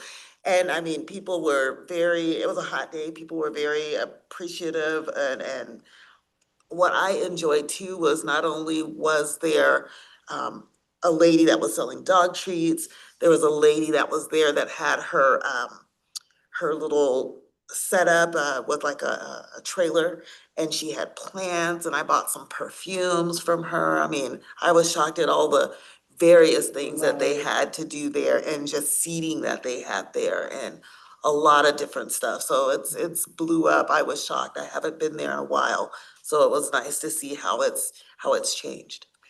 What I really appreciate is that the focus is on a certain community and then everybody comes and shares that celebration of that community. So I especially noticed it last year, Pride, like not many, I mean, it just was, oh, this is Pride. Oh, I'm already here. I might as well kind of celebrate with these Pride people. Same with Juneteenth, oh, yeah, let me learn, let me eat with people, I Just to play devil's advocate, though, there was some mixed reviews on surprise Pride attendance last year for the night market. There was people that were like, why are all the flags here?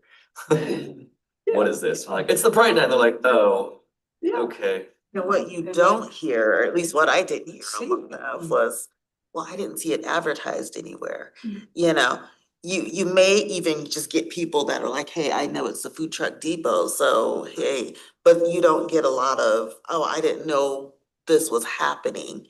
And the amount of people that I saw that I'd never really seen at different events, like I saw a couple of my clients that were there.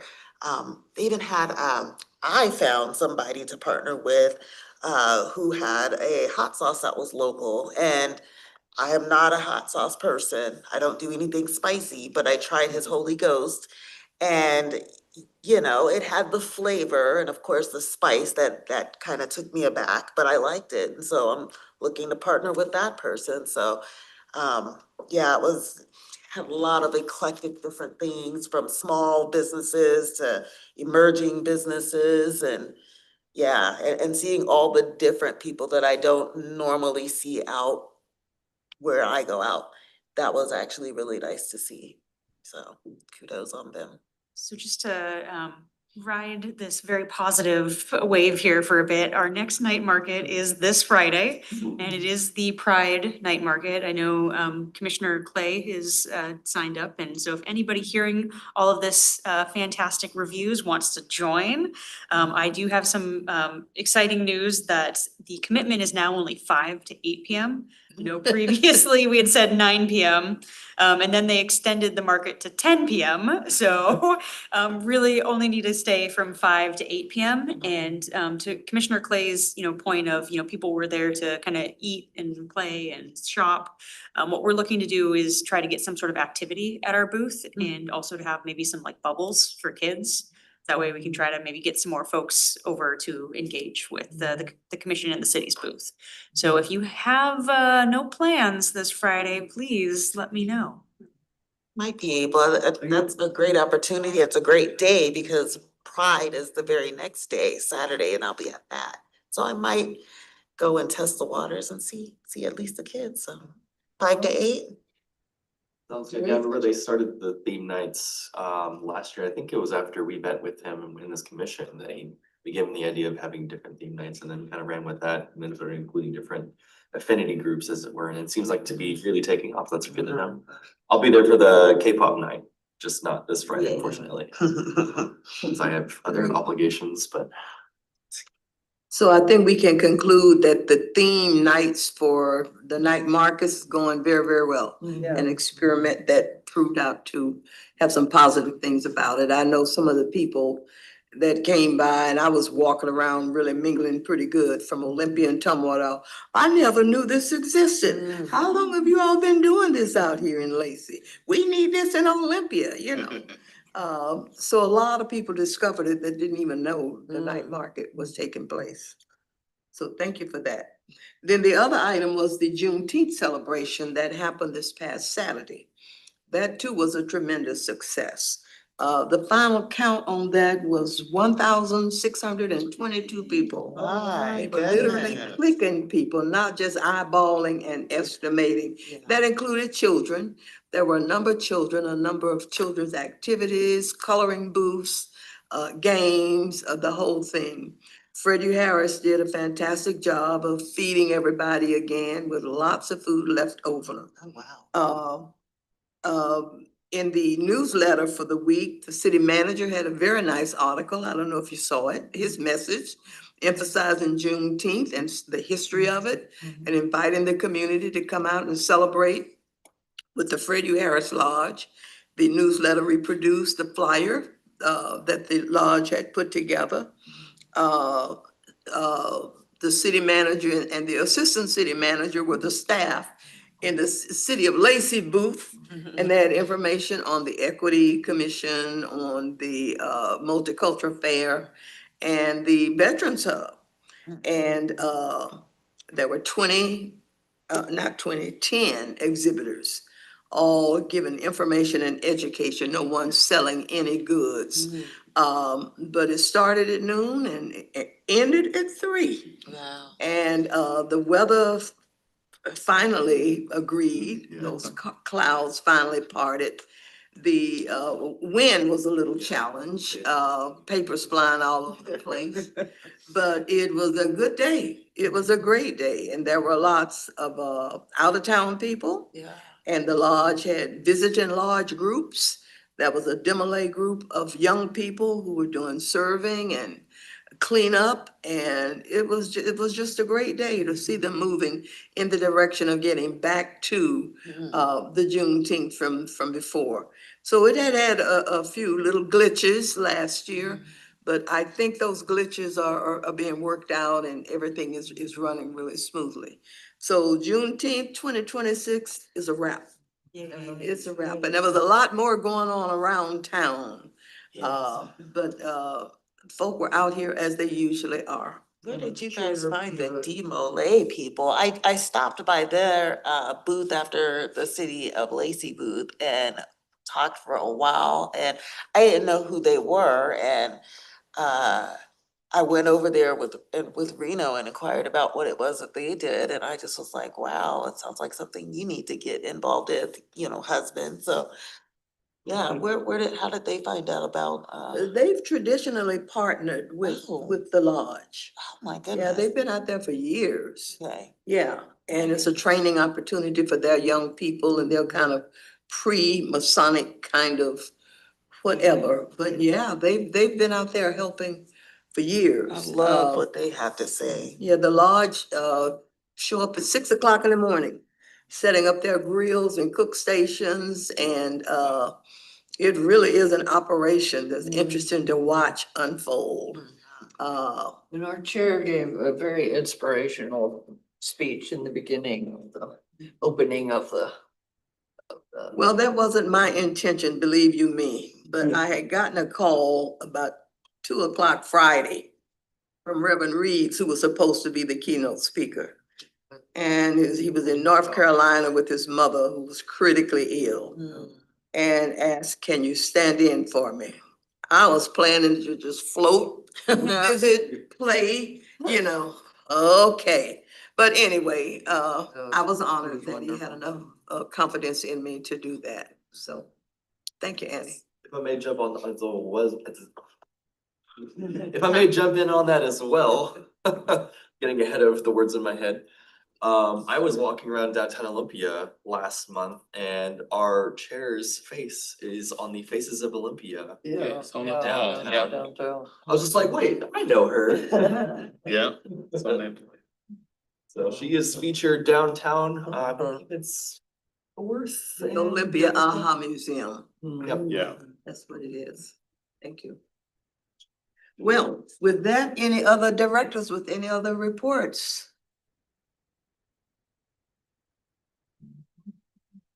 Okay. What, oh, me? Oh, yeah. So, I attended, the DEI, I only attended one day, and I did, watch, the Supreme Court Justice G. Helen, hold on, I need some notes. Yes, Justice Widener. Oh my gosh, that was really good, and I'm glad I rewatched it today, because I did have some takeaways from there. So, she moved here at the age of 16, and because she needed some medical attention that she couldn't get where she was. And just inspirational all around. LGBTQIA+ as she represents. And one of the things, and I made notes on my laptop, but I didn't because I was snapshotting some of the auto transcript to kind of talk a little bit about what it was that she talked about. But one of the things that she noticed when she got here was at how the people back home from Trinidad and Tobago is where she's from, and how the people there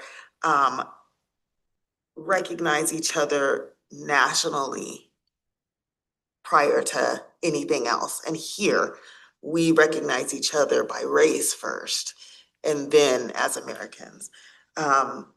The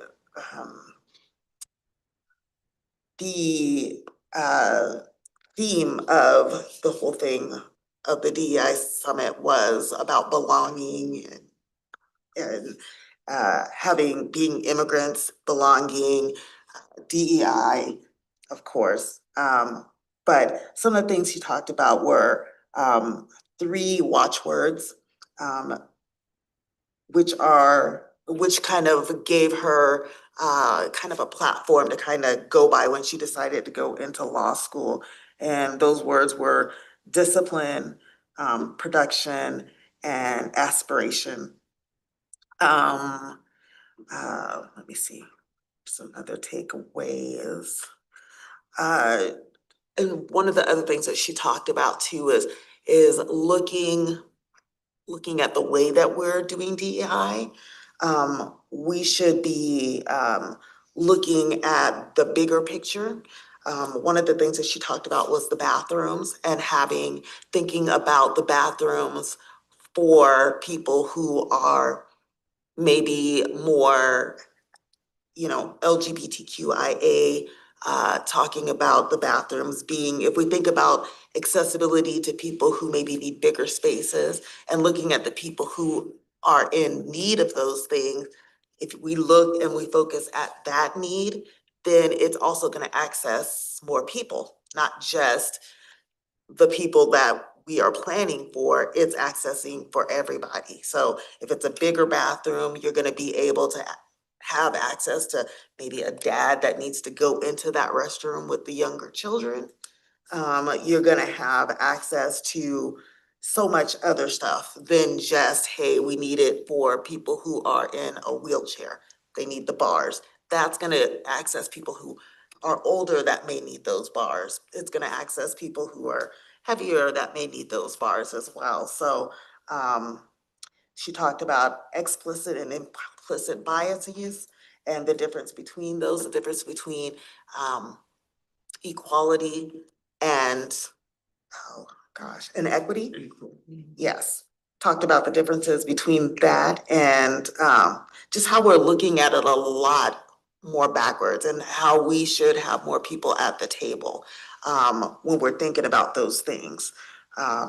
Talking about how we have people that are of the few, the 1% that are getting what they need and having them to share so that everybody gets exactly what they need and wealth spreading.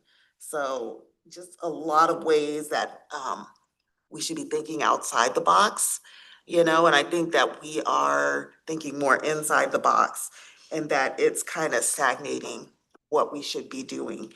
And so we see there was one thing that she talked about that I thought was really interesting. Let me see if I find it. Let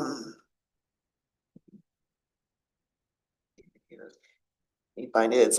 It's a little further down here.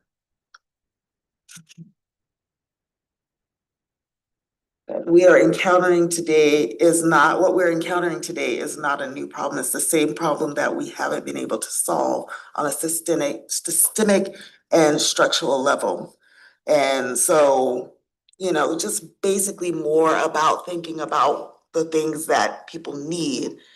And so that we don't have to kind of go about this ever again, or having to structure it again, Oh, I can't find it. Let me find it. I'll send it forward because it's in here. I took a lot of snapshots and I didn't want to recreate the wheel. It is, however, where you can replay it. So I would definitely do that. I got the first day. I watched all the presenters on the first day. Then I proceeded to forget about the next day and then the following week. But it was really good. They do have the replay. It is not going to be, if the replay is only going to be good for so long, I think it's gonna be over with, not available after the end of August. So I highly encourage you, go and take a look at that. It's the DEI Empowerment Conference put on by the OPM. So it was really good. Put on by who? The Office of Personnel Management.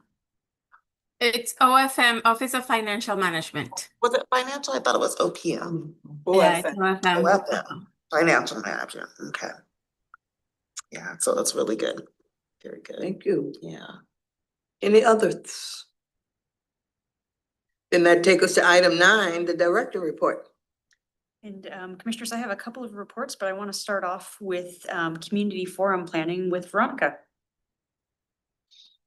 So I had a very interesting meeting with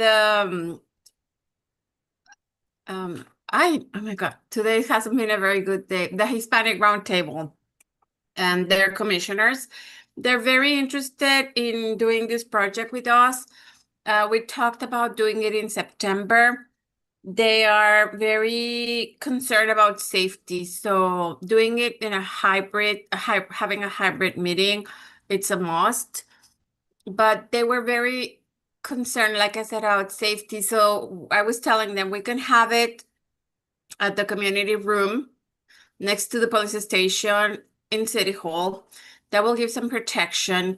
But then they were saying, well, what about the parking lot? Because ICE has been so aggressive. And so I told them there's just so much we can do. There are no guarantees. We can just do whatever we can to prevent something from happening. But it's just like, even if we have safety plan and an exit route, or let's say an escape route, there's like, we cannot guarantee anything. So what they want to do is they want to come to City Hall and see where the community room is and how the access to City Hall is. I think it would be very aggressive of ICE to come to our building and look for them during, because we're going to do it after hours. They want to do it after 5 p.m., maybe around 6 p.m. They asked about if we could help with childcare. I told them that we cannot do that, but they want to come and see the facilities. So I wanted to talk to you about these requests, and then I wanted to see what you think. Because I wouldn't want to have any issues. So it's really, everything is perfect except for the safety factor, the risk with ICE. I was thinking, well, maybe if the new police station is open by then, we could, I know they're going to have a training room, so we could have it inside the new police station. Because even if I told them that we can have, because like with the DIB summit, we have a safety committee and we had like people watching the parameters, and they had like a safety plan in case they saw ICE coming by the SPSEC campus. But we could have some things like that. But they said, well, what if they stop us at the parking lot? And so there's just so many things that they are considering because of what they've been experiencing. So I was thinking, well, if it's in the new police building inside their training room, I feel like that's the highest level of safety that we could offer, as much as we could do regarding safety. And I said, well, if it's on the community room and they don't want to park in our visitors parking lot, I could see if they could access through the gates of the police department. And so that's more like safety. I don't know if that's even possible. We will have to check with the police department. That's one option. But long story short, they want to come see the facilities, and then we would take it from there. I think just to I add know you- on to what Veronica's saying is, we still have some conversations and discussions to work on this. Yes. So at this point in time, nothing is, solidified. We certainly are looking to make this a hybrid event, and we, will provide updates in the future on planning of that. Yeah, my question would be, will we be able to meet our objective for doing it? You know, if we're so concerned and so distracted and worried about all those things, are we gonna achieve what we are there for? You know, will this just take so much away from it that we're not focused in on getting information, sharing information, getting the feedback, all those things that we want to do? I think, to your point, maybe Veronica, we could consider even modeling it after the Hispanic Roundtable's youth summit that they had, where it was kind of more of just a facilitated conversation where the panelists were in person and then all the attendees were remote. Virtual. Mhm. And we can always shift to that to still and maintain our objectives while also being able to provide safety in that sense. Shannon, correct me if I'm wrong here, but I recall from Deputy Mayor Malcolm's speech at the DEI summit that the city of Lacey prohibits using any of the city resources or possibly, is that inaccurate? Well, I think, it goes back to the proclamation that we had on, right to work and only using, our resources here at the city under a very strict, kind of rules, and that was sent out, Commissioner Herring, as a follow-up to our last meeting, and so it provided kind of a list of, kind of what kind of those, interactions look like and where city resources, are very limited in uses for things like federal immigration. And I think that's, again, we have some diligence and research to do on our end, and so we're working our way through it, and we hope to have updates. And what the final format, what this looks like, I think we're still working our way through it and to find out, what is going to be, a meaningful way to continue to, dialogue and get feedback. So I think those are certainly concerns that we're gonna be looking through. But they do want to do it. It's just, and they're very interested about partnering with us on this project or this forum. It's just a safety concern. And the other forum, I've been talking to APIC, Lynn Crowley, and she said that we could join one of their monthly meetings to make it happen. The only thing is that they have, I think, it's a 1.5 hour meeting. She mentioned that probably August, but she would only give us 45 minutes. So maybe we would have to shorten it to 3 questions instead of 6 questions.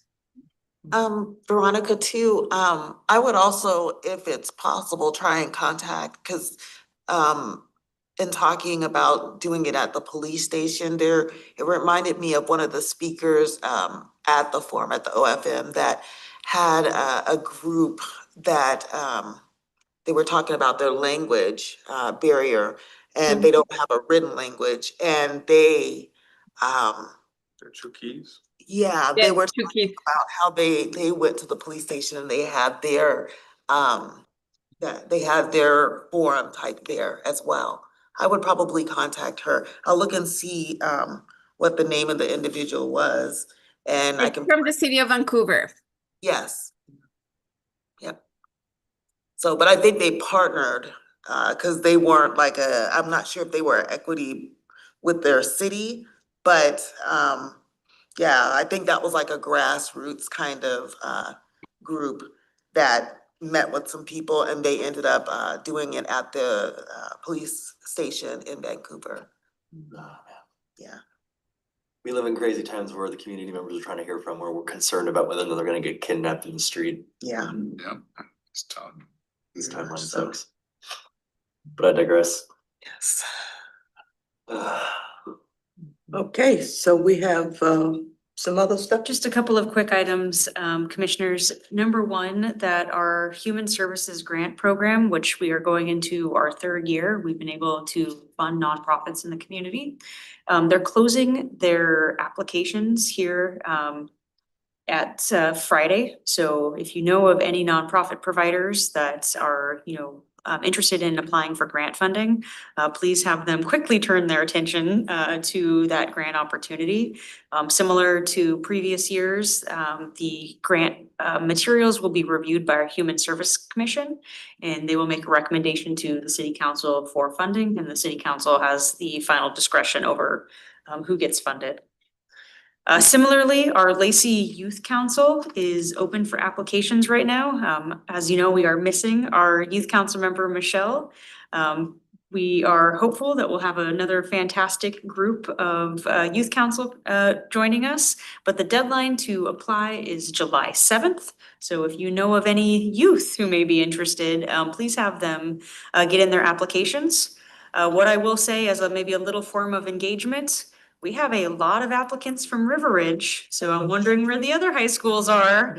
And that is the end of my report, Chair. Can we have some information about the youth council at the night market? Yep, absolutely, yep. What was the closing on the human services next Friday? This Friday, the This 26th, Friday. yep, Okay, yep, and it's been open for about a month Right. now. Right. And then the youth council will close July 7th. thanks for that reminder. Anything else? Did everybody sign a card for Sandra and Michelle? Yeah, it went around that way. Great. Seeing none, hearing anything else to come before the commission, we stand adjourned at 7:28. Great, thank you.